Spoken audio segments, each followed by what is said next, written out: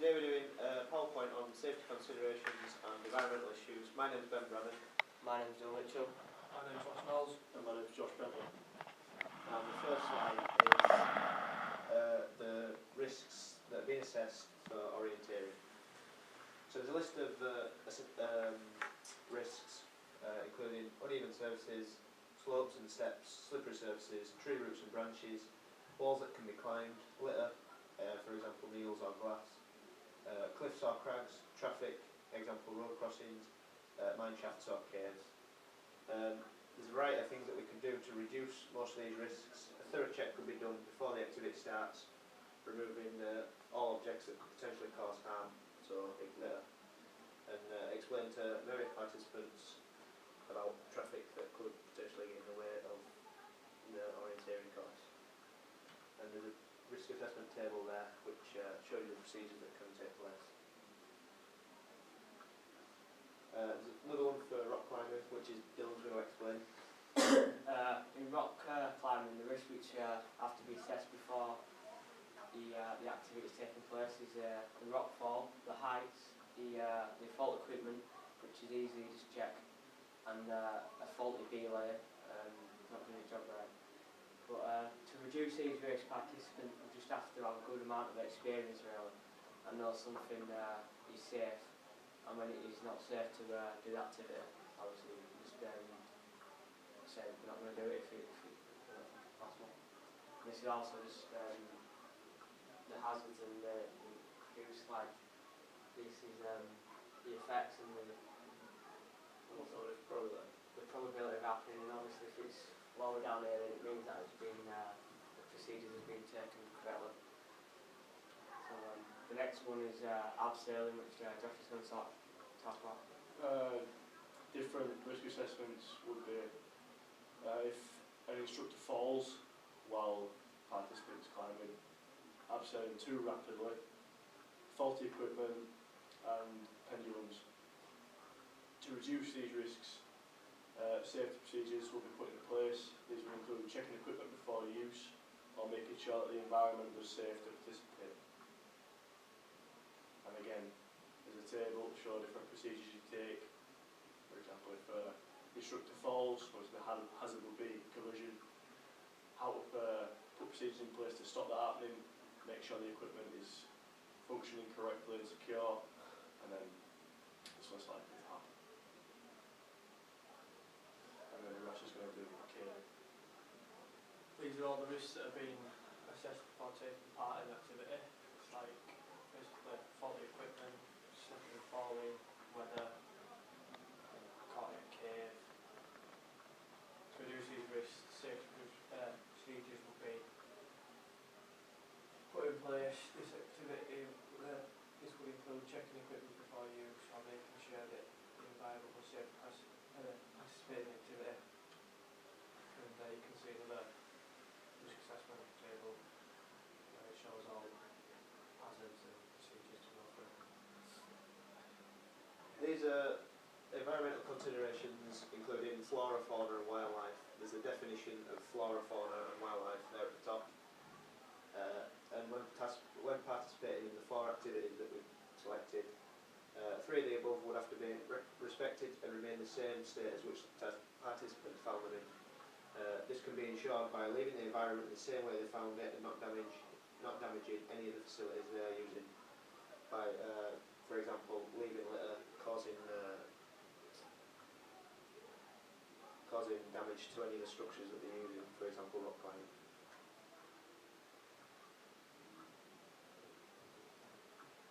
This is orienteering and how it can affect the environment. So this is a good example because when completing the activity, participants have a large amount of time in which they may consume drink, food, which leaves them with obviously litter. This can be then dropped on the floor, which can affect the wildlife around the area which orienteering is completed. Without doing this, it would help preserve the environment and left it as it was found. This would also keep the activity running, as people that own the land or the area that is being used would want to keep running the activity if their land area was being damaged by participants doing the activity. rock climbing can be involved with environmental considerations as well as orienteering, as the environment used by rock climbers has to remain the same from before as well as after the activity. For us to be able to use it after them, this would involve keeping the rocks the same, as in not using the technical equipment that is going to damage the surfaces of the rocks used to climb.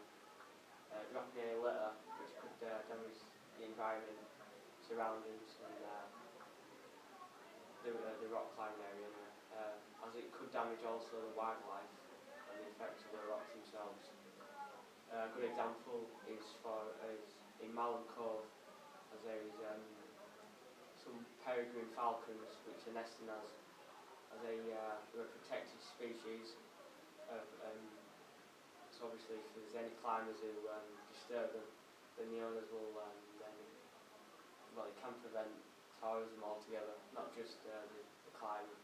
It's up to him whether he wants to land it completely. Abseiling down a rock face is important, as you need to pick a good wall to abseil down which is not full of flora, which you could ruin. Therefore, considering the environment.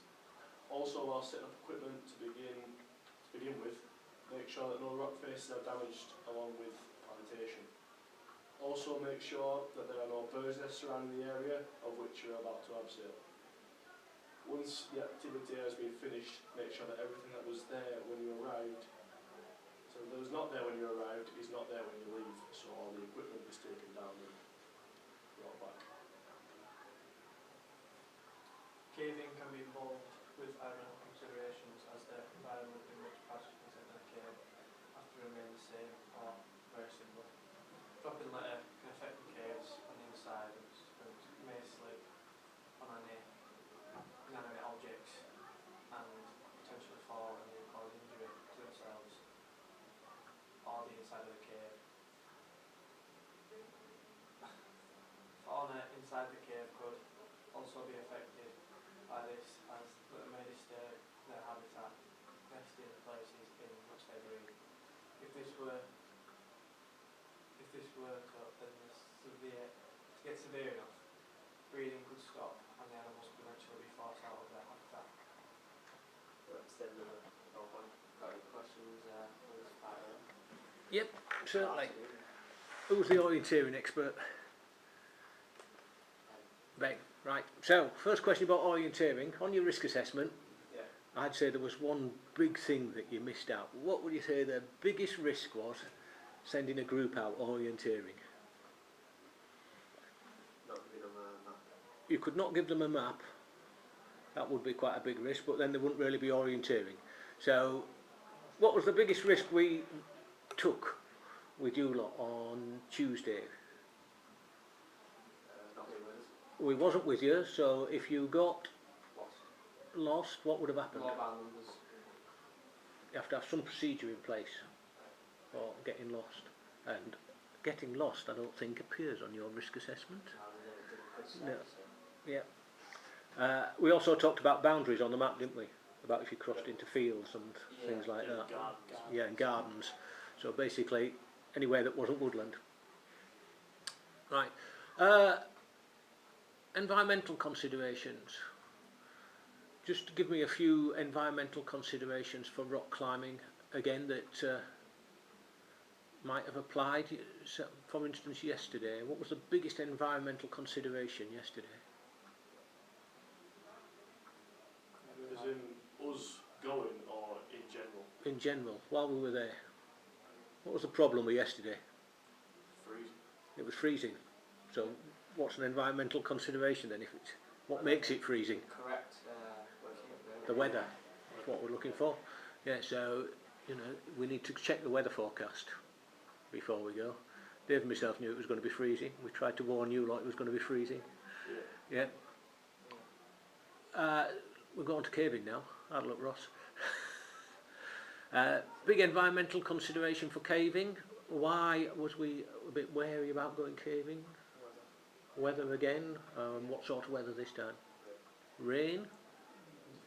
Not going to rain in a cave, is it? If it rains outside, Yeah, so flooding Yeah. is a big issue around Yorkshire. I'm just going to jump back to orienteering. Why did we have caves on the risk assessment for orienteering? Yeah. Orienteering, Yeah. first few slides. Whoop, Which one? orienteering, there. It wasn't so much caves we were trying to get at, more like holes. Holes in the ground. So, you know, like, rather than falling down, rather than big, Yeah, just I a was, cave. you Rather know, than actual cave, more it's, falling down a hole. whilst it's quite common to have cliffs on orienteering maps, it's not very common to have mine shafts and caves. No, I ain't Right. that I thought you was maybe just clutching at extremes. Yeah, we're just covering it There. more like. More falling down holes. Excellent.